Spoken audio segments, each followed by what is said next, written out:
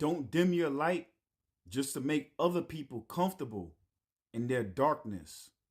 Chosen one, I have a download for you to upload. If this video came across your screen, your higher self put it here for a reason. You've been dimming yourself so people that are scared of their own shadows don't feel threatened by your light. You weren't born to make the room comfortable. You were born to change the temperature. Stay tuned. Valerie, talk to him. You keep forgetting your light isn't the problem. It's the mirror it puts in people's faces. Some of them aren't mad at you. They're mad at everything your energy exposes. Their laziness, their lies, their comfort in chaos.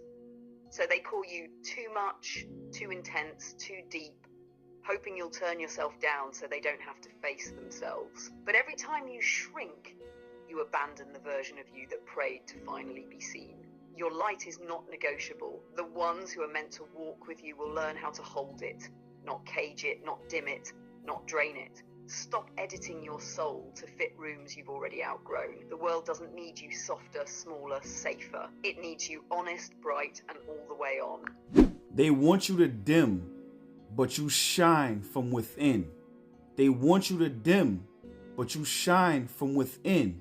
So you see, chosen one, you took the time out and you had the courage to go into your shadow, because you know that your shadow is literally the cap the Matrix tries to put on you to separate you from your higher self.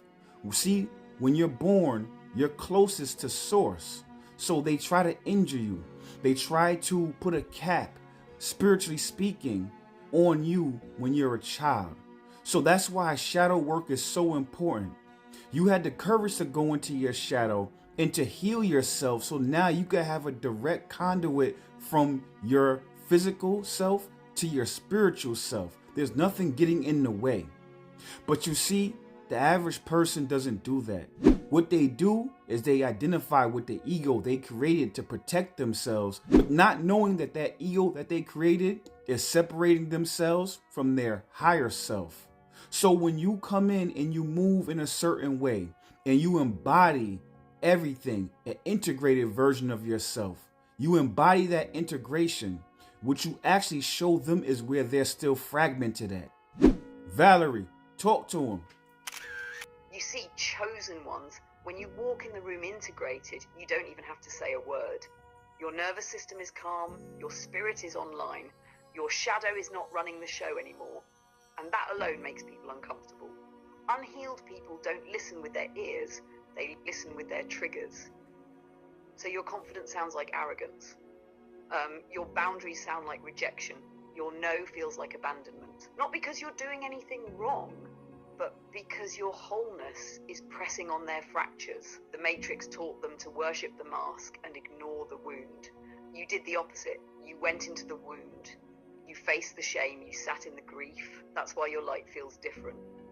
It's not performance, it's integration. So when they ask you to dim, what they're really saying is, can you go back to being fragmented so I don't have to face where I'm still asleep? And that's where your next level starts. Not by shrinking, but by letting their discomfort be their mirror, not your muzzle. Keep shining from within. The ones who are meant for this version of you will rise to meet your light, not ask you to turn it off. Isolation, integration, elevation. Isolation, integration, elevation. So you see, chosen one, because you're integrated, you not only show them where they're fragmented, you also remind them of everything they're running away from. All the wounds in their shadow, all the things that they ran away from. By you just becoming integrated and by you being in their field, you actually reflect and show them where they haven't integrated themselves. You show them what's missing. You also show them what's possible. So because you are possible, because you are you, you show them the impossible or what they thought was impossible. You show them that you can have courage. and you can integrate yourself. You show them that you can live as your true self and don't have to have a mask and live as your false self. What you do is you actually bring shame to them, even though that's not your goal. But just by you living in your personified higher self in this 3D matrix, you show them what's possible.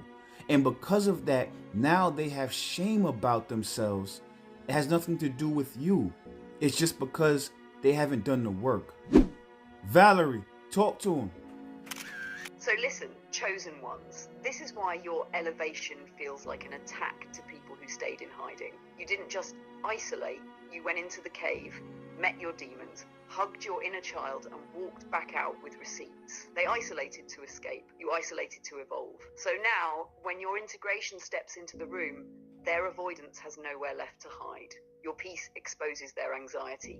Your honesty exposes their performance. Your alignment exposes every place they sold themselves out just to belong. And here's the part you need to remember. Their shame is not your responsibility, and their comfort is not your assignment. Your job is to stay devoted to the version of you that fought to be here, the one who chose truth over fitting in, the one who chose healing over hiding, isolation, integration, elevation. You're in the elevation phase now.